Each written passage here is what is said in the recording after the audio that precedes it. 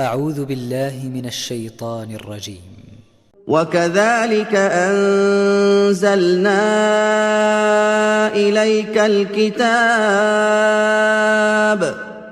فالذين آتيناهم الكتاب يؤمنون به ومن هؤلاء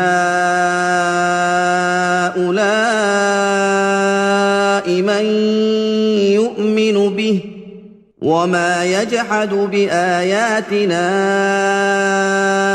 إلا الكافرون.